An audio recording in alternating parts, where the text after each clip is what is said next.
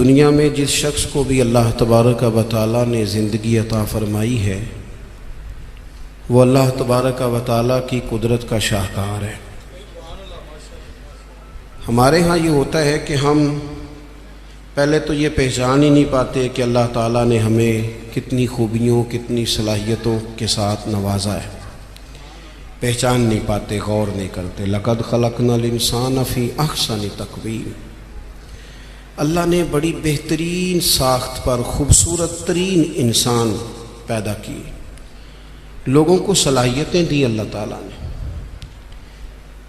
جو آدمی اپنی چالاکی کے ساتھ، تیزی کے ساتھ اور اپنی گفتگو کے فن کے ساتھ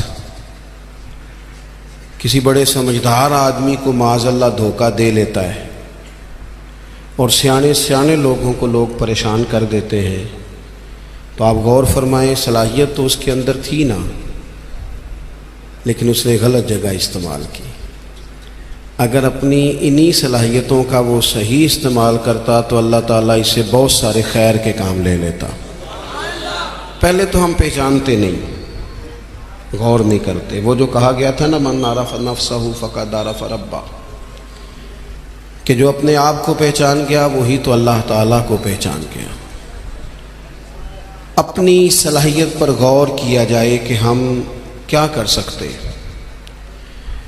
کون سی خدمت ہے جو اللہ تبارک و تعالیٰ اپنا فضل کرے تو ہم وہ سر انجام دے سکتے ہیں۔ وہ کوئی بھی ہو، ایک بی بی مسجد نبوی شریف میں جھاڑو دیتی تھی، اس کا انتقال ہو گیا، صحابہ نے حضور کی تکلیف کے پیش نظر اطلاع نہ دی کہ محبوب کو تکلیف دینا مناسب نہیں، دفن کر دیا۔ صبح محبوب نے قبر پہ کھڑے ہو کے فرمایا، صفیں بناؤ، میں دوبارہ جنازہ پڑھاؤں گا۔ کوئی کام تو کیا نا زندگی میں، کوئی ڈیوٹی تو کی نا۔ ایک تو ہم اپنی صلاحیت کو دیکھو، کسی نے کہا تھا کہ میں کسی شخص سے بیزار نہیں ہو سکتا کیونکہ ایک ذرہ بھی تو بیکار نہیں ہو سکتا۔ ایک تو اپنے آپ کو بیکار نہ سمجھے۔ ہمارے ہاں لوگ کمزور پڑ جاتے ہیں، میں غریب آدمی ہوں، میں پیچھے رہتا ہوں، میری کون سی فوٹو آتی ہے، میں کون سا چار لوگوں میں پہچانا جاتا ہوں، پیسے میرے پاس۔ یہ کمزوریاں ہیں، یہ خود اعتمادی کو ختم کرتی ہیں۔ اپنی صلاحیت کو پہچانا جائے، غور کیا جائے کہ ہم کیا ڈیوٹی زندگی میں کر سکتے ہیں، اس پر توجہ دی جائے۔ اور پھر جب اپنے آپ کو پہچان لیا جائے کہ بھلا میں، یہ دیکھیں نا، مدارس، مساجد، خانقاہیں، یہ سارے سلسلے، اس میں اگرچہ نام ایک بندے کا لکھا ہوتا ہے کہ فلانے نے بنائی ہے، لیکن اس میں سینکڑوں لوگ شامل ہوتے ہیں۔ یعنی وہ جگہ دینے والا بھی بڑا باکمال آدمی ہوتا ہے، وہاں ڈیوٹی دینے والا بھی بڑا باکمال آدمی ہوتا ہے، یہ بڑے باکمال لوگ ہوتے ہیں۔ کہنا پیر صاحب نہیں ہوتا ہے، تعریفیں پیر صاحب کی ہونی ہوتی ہیں۔ اور اب تو اللہ خیر کرے، بعض آستانوں پہ لوگوں نے باقاعدہ بندے رکھے ہوئے ہیں تعریفیں کرانے کے لیے۔ اللہ والوں کو اس کی ضرورت نہیں ہوتی۔ خوشبو کو بھی کبھی بتانا پڑا ہے کہ میں خوشبو بتایا نہیں کرتی، خوشبو تو آیا کرتی ہے۔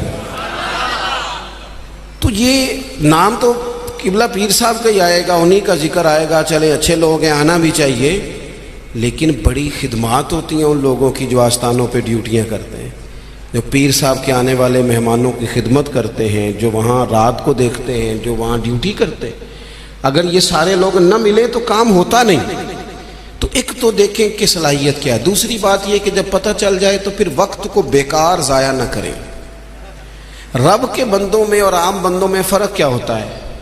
عام لوگ وقت ضائع کرتے ہیں، رب کے بندے اپنے وقت کو قیمتی بنا کے رب رسول کو راضی کر لیتے ہیں۔ ہمارے اوقات ضائع ہوتے ہیں۔ ڈھیر سارے لوگ ہیں، وہ کہتے ہیں میں بور ہو رہا ہوں، تو میں اکثر کہتا ہوں کہ بور ہونے کے لیے بھی تو ٹائم چاہیے نا۔ ہمیں تو ٹائم ہی نہیں ملتا، بھلا کس وقت بور ہو، ٹائم ہی نہیں ملتا۔ وہ جناب آپ پوچھیں کسی آدمی سے کہ یہاں کیوں کھڑے ہو، کہتے ہیں میں ٹائم پاس کر رہا ہوں، تو میرا کئی دفعہ دل کرتا ہے پوچھنے کو کہ آج آپ نے ایک سپارہ قرآن پاک کا پڑھا ہے؟ محبوب تو پوچھتے تھے نا صحابہ سے صبح کہ آج کسی نے جنازہ پڑھا ہے، مسکین کو کھانا کھلایا ہے، آج فلاں آدمی نے کوئی نیکی کی محبوب سوال کرتے تھے تو ٹائم پاس کر رہا ہوں جی بھی اتنا ٹائم آیا کہاں سے جسے پاس کرنا پڑا. بعض اوقات 1 منٹ ٹھہرنا میں آیا او بھائی 1 منٹ میں 3 دفعہ سورۃ اخلاص پڑھی جا سکتی ہے اور پورا قرآن پاک پڑھنے کا ثواب ہے. آپ نے 1 منٹ کو ایسے سمجھ لیا ہے وقت کا ضیاع. یہ بہت سارے لوگ ہیں جو تبصرے کرتے ہیں, فارغ ہیں کام کوئی نہیں, اس پر بھی تبصرہ اس پر بھی تبصرہ, اس کی بھی بات کرو. بھائی اتنا تو ٹائم ہی نہیں ہے کہ آپ اس کی بات کریں, اتنا کہاں سے وقت آیا. نبی پاک علیہ الصلوۃ والسلام نے فرمایا, یہ سیاستہ میں حدیث موجود ہے, فرمایا جب صبح سورج طلوع ہوتا ہے تو دن جب چڑھتا ہے تو دن اعلان کرتا ہے, وہ دن اعلان کرتا ہے کہ لوگوں میں آج آیا ہوں, آج کے بعد دوبارہ نہیں آؤں گا. اگر جو کام تم نے کرنا ہے وہ آج کر لو, میں آج آیا ہوں, آج کے بعد دوبارہ. آج 10 ستمبر کو جس بندے نے سارا دن قرآن پاک نہیں نہ کھولا, یہ اس سال کا 10 ستمبر اسے دوبارہ نہیں ملے گا زندگی بھر. جس نے آج صبح سے ایک دفعہ بھی, میں اکثر کہتا ہوں نبی پاک علیہ السلام نے سارے دن اور ساری راتیں امت کو یاد کیا اور سارا دن ہی گزر گیا, امت نے ایک بار بھی درود و سلام نہیں پڑھا. سارا دن ہم نے بہت ساری خیر کر سکتے تھے, اچھا مشورہ دے سکتے تھے, کوئی بات سیکھ سکتے تھے, لیکن وقت ضائع کرتے. اپنے اوقات کو مرتب کریں. ہمارے بزرگوں کے ٹائم مرتب تھے, طے تھے. امام بخاری اگر ہماری طرح ہوتے تو قرآن مجید کے بعد ایک صحیح ترین کتاب ہمیں دے پاتے. امام مسلم کا بھی اگر وہی حال ہوتا جو آج ہمارا ہے. ڈھیروں لوگ ہیں جنہوں نے بخاری پڑھی نہیں پوری, مسلم شریف کو پڑھا نہیں, اور انہوں نے کتنی محنت کر کے احادیث پر گفتگو کر کے فرق نکال کے کہ یہ حسن ہے, یہ ضعیف ہے, یہ صحیح ہے, یہ متواتر ہے, انہوں نے ہمارے سامنے رکھی. اعلیٰ حضرت فاضل بریلوی نے 1000 کتاب لکھی ہے. کتنی؟ اور کتاب ایسی نہیں کہ وہ مطلب کانٹ چھانٹ کی کتاب بنا لی ہو, وہ جس سمت آ گئے ہیں سکے بٹھا دیے ہیں. کام ان لوگوں کا مرتب تھا, ان کے وقت میں برکت تھی. حضرت عمر بن عبدالعزیز رحمۃ اللہ علیہ سے ایک دن ان کے خادم سے آپ نے کوئی کام کہا تو کہنے لگا حضور یہ کام کل کر لیں گے. تو آپ فرمانے لگے یہ کام اگر کل کریں گے تو جو کام کل کرنے ہیں وہ کب کریں گے؟ ہمارے ڈھیر سارے لوگ ہیں جنہوں نے ابھی تک طے ہی نہیں کیا. آپ نماز نہیں پڑھتے, کہتے ہیں بس میں حج کا رہا ہوں, شروع کرنی ہے. تو اگر حج پہ نہ جا سکے خدا نخواستہ اللہ معاف کرے تو پھر نماز پڑھنی نہیں ساری عمر. میں وہ بچوں کی شادی کر لوں پھر میں ٹھیک ہی ہوں. تو اگر ایسا وقت آیا ہی نہ, خدا نہ کرے, تو پھر کیا پڑھنی نہیں. میں بہت سارے لوگوں سے کہتا ہوں داڑھی شریف رکھ لو, کہتے میں آج نیک نہیں. تو میں نے کہا داڑھی کی قسم ہی اٹھانی تھی, بس نیک ہونا تو رکھنی ہے. روٹی کی اٹھاؤ نا کہ جب تک نیک نہیں ہونا کھانی نہیں, یہ کرو نا بات. باقی سارے کام چل رہے اور اس پر آپ کسی کو توجہ دلائیں, بلکہ بعض نے چھوٹی رکھی ہوئی ہوتی ہے. تو میں کہتا ہوں چھوٹی والے کو بھی تو لوگ مولوی کہتے ہیں نا, تو اسے پوری کر. اپنی مرضی کی کیوں رکھتا ہے, رب رسول کی مرضی کی رکھ. کام جو کرنا ہے اسے شروع کیا جائے, جو ڈیوٹی کرنی ہے اسے. ہمارے ملک میں رواج بنا دیا گیا ہے, کام نہ کرو بیسے کرو, کام نہ کرو کیچڑ اچھالو. یہ دیکھو نا کتنی تکلیف ہے سیلاب والوں کو, کتنی تکلیف ہے. ہمارے وہاں دوست موجود ہیں, اپنی ہمت کے مطابق کام کر رہے ہیں. میں خود بھی وہاں حاضر ہوا تھا. اب وہ کہتے ہیں کہ جلدی امراض ہونے لگے. یعنی ایک طرف وہ بندہ ہے جو نخرہ کر رہا ہے کہ یہ روٹی میں نے نہیں کھانی, یہ سالن لے جاؤ, اور دوسری طرف ماں کے کہتی ہے کہ صرف میرے بچے کو زخم ہو گئے ہیں, کیڑے کھڑے ہیں پانی میں, جلدیں پھٹنے لگی ہیں, صرف دوائی چاہیے. تو کیا رب کریم نے حساب نہیں لینا؟ چلے مہربانی کرتے, وزیروں نے تو نہیں جانا تھا, پیر ہی ایک دورہ کر آتے, تھوڑی سی توجہ کر لیتے. کیا یہ محبوب پاک کو راضی کرنے کا طریقہ نہیں؟ کیا حضور نے فرمایا نہیں جو میری امت سے محبت کی جس نے اسی نے مجھ سے محبت کی؟ کیا فرمایا نہیں جب میری امتی کو تکلیف ہوتی ہے تو مجھے تکلیف ہوتی ہے؟ یہ کام نہیں خیر کا؟ خدا کے بندے تو ہیں ہزاروں, بنوں میں پھرتے ہیں مارے مارے. میں اس کا بندہ بنوں گا جس کو خدا کے بندوں سے پیار ہوگا. اپنے اوقات کو مرتب کریں. ہمارے ہاں مزاج نہیں کام. یہ دیکھیں نا جلسے ہو رہے ہیں, آ رہا ہے فلانا, جا رہا ہے, یہ ہو رہا ہے, اور سب سیاسی جماعتیں اللہ ماشاء اللہ جتنے خرچے یہ ان کاموں پہ کرتے ہیں نا, اس سے آدھے خرچے اگر کریں. آپ گاڑیاں سجا رہے ہیں, فلان ہو رہا ہے, پجاروں نکلی ہوئی ہیں, فلاں کام ہو رہا ہے, اور دوسری طرف حال یہ ہے کہ لوگ چار پہیاں کھڑی کر کے ان کے اوپر چادریں ڈال کے اپنی بیٹیوں کو چھپائے بیٹھے ہیں. نہ ادھر ادھر کی تو بات کر, یہ بتا کہ قافلہ کیوں لٹا, مجھے رہزنوں سے غرض نہیں, تیری رہبری کا سوال ہے. تھوڑا سا توجہ دینے کی ضرورت ہے کہ ہم ترجیحات ہماری کیا ہیں, ہم اصل میں کرنا کیا چاہ رہے ہیں, ہمارا رستہ اور سفر کیا ہے. وہ ایک علاقے میں نا, بلکہ یہ میرپور جب ایک دفعہ تاریخ بتاتی ہے کہ سارا کسی حادثے سے ٹوٹ گیا تھا, تو ایک آفیسر کہتے ہیں میری یہاں ڈیوٹی تھی, کیونکہ شہر سارا ہی ایک دفعہ الٹ پلٹ ہو گیا تھا, تباہ ہو گیا تھا. تو میں نے دیکھا ایک بوڑھا شخص اور اس کی بیوی 2 بوریاں گدے پہ رکھے ہوئے آ رہے ہیں. میں نے آگے بڑھ کے سلام لی, بابا جی کدھر جا رہے ہو؟ کہنے لگے پوچھنا تھا وہ بیت المال کا دفتر کہاں ہے, کہاں جہاں خزانہ جمع کرایا جا رہا ہے. تو میں نے کہا بابا جی میں ہی ہوں دفتر کا آفیسر, آپ نے کیا جمع کرانا ہے؟ تو کہنے لگے میں نے اور میری بیوی نے کانپتے اور بوڑھے ہاتھوں سے محنت کر کے یہ کچھ سونا چاندی ملبے کے نیچے سے نکالا ہے, بیت المال میں جمع کرانا ہے. تو میں نے کہا بابا سارے لوگ گھر لے جاتے ہیں, آپ بیت المال میں لے آئے. کہنے لگے پتر شہر سارا ٹوٹ گیا ہے, یہاں ہمارے بزرگوں کی قبریں ہیں, ہم تعاون کرنا چاہتے ہیں ہمارا شہر پھر سے آباد ہو جائے. شہر آباد ہوں گے تو گھر بھی انشاءاللہ بانی جائیں گے. وطن جب رہتے ہیں نا تو پھر سارے کام ہی چلتے رہتے ہیں, لیکن آپ پرواہ ہی نہ کریں, وقت کو ضائع کریں اور فضول ابحاث میں ٹائم ضائع کریں, کوئی معنی نہیں. آپ دیکھیں نا نبی پاک صلی اللہ تعالیٰ علیہ وسلم نے فرمایا وہ بہترین مسلمان ہے جو لا یعنی باتیں چھوڑ دے, بے مقصد باتیں زندگی میں چھوڑ دے, بس با مقصد باوقار پتے کی بات زندگی میں کریں, وقت کو ضائع نہ کریں. اور جن لوگوں نے اپنا وقت مرتب کیا, کام کیا, ڈیوٹی کی زندگی میں, حضرت عمر بن عبدالعزیز کی عمر 39 سال ہوئی ہے, پوری 40 نہیں. کتنی بولیے؟ 39 سال کی عمر میں یہ بندے نے روز قرآن پاک بھی پڑھا, درود پاک بھی پڑھا. اس شخص نے امت کو عدل و انصاف سے بھی بھرا, مساجد بھی بنائی, انہوں نے مدارس بھی قائم کیے, خدمتیں بھی کی. عمر 39 سال پائی, لے سجنا سا توڑ ہی نہیں پائی, جان بھی دیتی تیرا تیرے. ہم نے تو طے ہی نہیں کیا آج تک. یہ بہت سارے نوجوانوں کو میں دیکھتا ہوں سارے دن تصویر پہ گزر جاتا ہے, سارا دن فوٹو آنی چاہیے. اور قوم نا زیادہ تر اللہ ماشاءاللہ بالخصوص نوجوان نسل ہواؤں میں زندہ ہے, خوابوں میں زندہ ہے, موبائل کے اندر زندگی گزار رہے ہیں.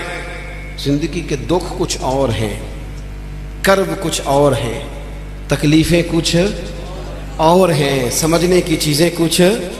جب دوائی کی ضرورت ہو تو پھر گوشت سے پیٹ نہیں بھرا جاتا, پھر دوائی ہی کھانی پڑتی ہے. ترجیحات اور ہیں, ہمیں اور طرف بڑھنا ہے اپنے آپ. اور جب بندہ مرتب زندگی گزارتا ہے نا, جس مقصد کے لیے رب کریم نے اسے بھیجا, الذی خلق الموت والحیات لیبلوکم ایکم احسن عملا, جب وہ بہترین عمل کرتا ہے تو پھر وہ کافر کا نظریہ ہے کہ مر جائیں گے تو فنا ہو جائیں گے, زندگی میں جو موج کرنی ہے کر لو, یہی ہے سارا کچھ.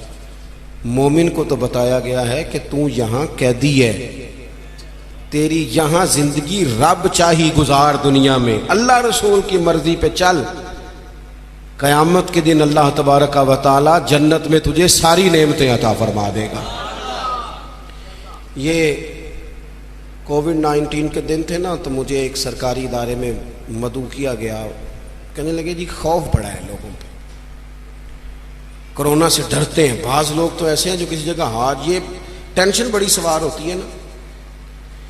ایک صاحب میرے سامنے بیٹھ کے کہنے لگے جی مجھے تو زیادہ لوگ جمع ہو جائیں تو گھٹن ہونے لگ جاتی ہے, تو یہ قبر میں تو میں تو بڑا خوف کھاتا ہوں. تو میں نے ان سے کہا قبر کھڈا ہے, گڑھا ہے, دوزخ کے گڑھوں میں سے گڑھا ہے, حدیث صحیح موجود ہے, بات بالکل ٹھیک ہے. لیکن قبر کی ایک دوسری حالت بھی ہے جو بندہ مومن کے لیے.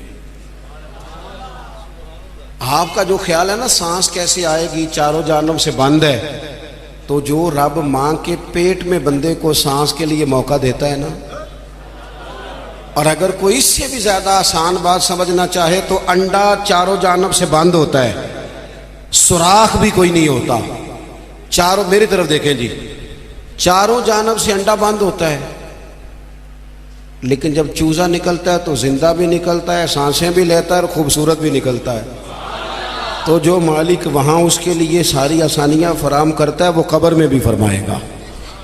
لیکن دو حالتیں ہیں نا، ایک وہ کھڈا ہے، وہ گھڑا ہے۔ دیکھیں میں نے اگر گجرانوالہ آنا ہے تو گجرانوالہ کی سڑک پہ چڑھنا چاہیے، پنڈی والی سڑک پہ تو اگر کوئی سڑک ہی اختیار کی ہو جو سیدھی کھڈے میں جاتی ہو تو اس نے تو سڑک جان بوجھ کے اختیار کی ہے، نہ حلال حرام کی تمیز ہے، نہ بولنے میں احتیاط ہے، نہ کوئی پرواہ ہے، نہ بیٹیوں کا حق دیا ہے، نہ بہنوں کو ان کا حق دیا ہے، نہ ذمہ داریوں کا احساس کیا ہے۔ تو پھر اللہ معاف فرمائے، اس نے تو سفر ہی کھڈے کا شروع کیا۔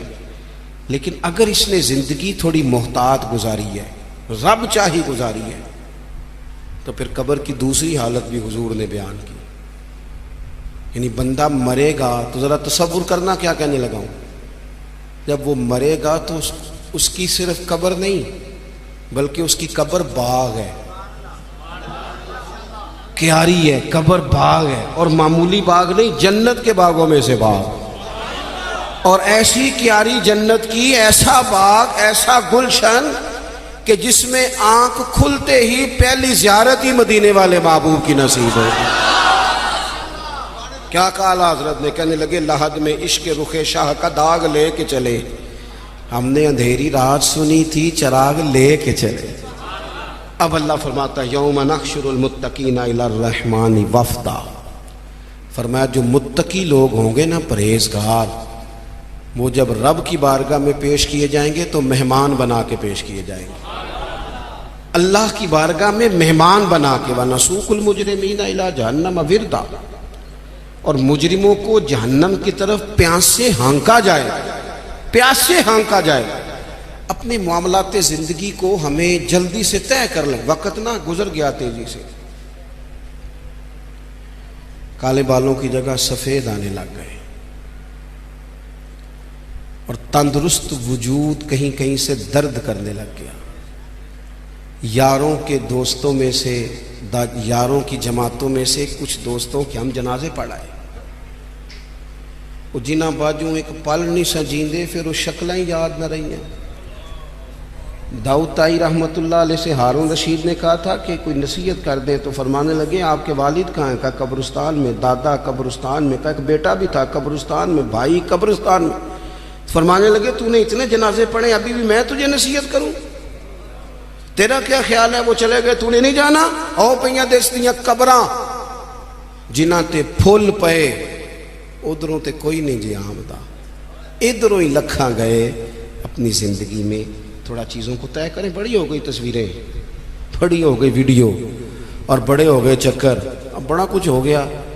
اب تو بھائی کوئی اگلا کام ہو، توجہ ہے اب دوستوں کے میری بات پر، اب کچھ تھوڑی سی نا تیاری ہو۔ اور آخری بات یہ صوفیاء کرام تھے نا، ان کے مصلح آباد تھے، اللہ اللہ کرتے تھے، ہماری جان نہیں چھوٹتی۔ اب تو ڈاکٹر کہتے ہیں کہ بہت سارے لوگ چونکہ وہ زندگی موبائل پہ گزارتے ہیں تو گہری نیند سو ہی نہیں پاتے، ہر وقت توجہ کہیں اور لگی ہوئی ہوتی ہے، ہر وقت وہ تو سنجیدہ مطلب سو ہی نہیں پاتے، چار چار موبائل رکھے بزنس مین صاحب نے، اللہ کسی کو کوئی بات سنا رہے ہیں، کسی کو کوئی سنا رہے ہیں، یاد ہی نہیں رہتا میں نے سویرے کیا کہا تھا۔